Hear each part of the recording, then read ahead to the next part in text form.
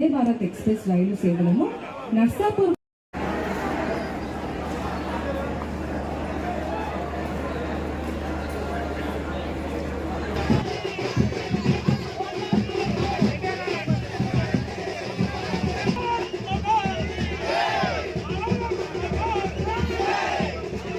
వర్మ గారి నాయకత్వం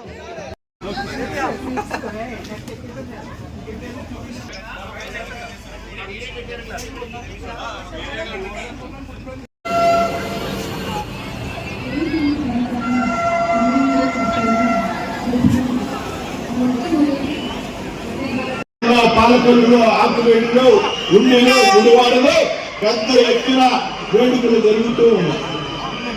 మన ఇంటిలో పండుగలాగా మన ఇంటిలో పెళ్లిలాగా ఇవాళ ఈ ప్రాంతంలో ప్రజలంతా కూడా రోడ్డు ఎక్కి పెద్ద ఎత్తున ఆనందంతో చేరుకుంటున్నారంటే దానికి కారణం ఈరోజు వందే భారత్ రైలు మన నర్సాపురం ప్రాంతం నుంచి ప్రారంభం కావడం అనేటువంటి విషయాన్ని అందరూ గమనించాలి.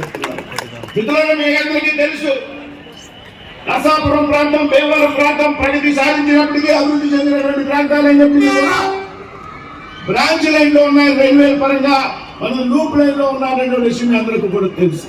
ఈ ప్రాంతానికి వందే భారత్ వస్తుందా, ఈ ప్రాంతంలో మనం వందే భారత్ రైలు ఎక్కగలుగుతాం అనేటువంటి అనుమానం మనందరికీ కూడా గతంలో ఉండేది. అయితే అనుమానాలందరూ కూడా పటాపంచం చేస్తూ రైల్వే శాఖ ప్రీతమ ప్రధాని నరేంద్ర మోడీ గారు, అలాగే రైల్వే మంత్రి అశ్విని వైష్ణవ్ గారి యొక్క, అలాగే రైల్వే ఉన్నతాధికారులు ఉన్నారు, రైల్వే బోర్డు చైర్మన్ గారు కానివ్వండి, జడ్ఎం గారు కానివ్వండి, సౌత్ సెంట్రల్ రైల్వే అధికారులకి, సదరన్ రైల్వే అధికారులకి అందరికీ కూడా, డిఆర్ఎం గారికి, సిపిఆర్ఓ గారికి అందరికీ కూడా పేరు ప్రయత్నాలు తెలియజేస్తున్నాం. దేశంలో మొట్టమొదటిసారిగా ఒక బ్రాంచ్ లైన్ లో వందే భారత్ రైలు వచ్చింది అంటే అది నర్సాపురం ప్రాంతానికి మాత్రమే.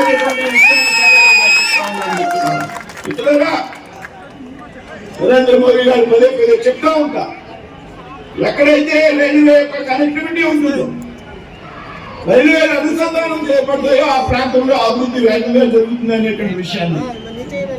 అదేవిధంగా రైల్వే కనెక్టివిటీ ఉన్న చోట వర్తక వ్యాపారాలు బాగుంటాయి, వాణిజ్యాలు బాగుంటాయి, చదువుకోవడానికి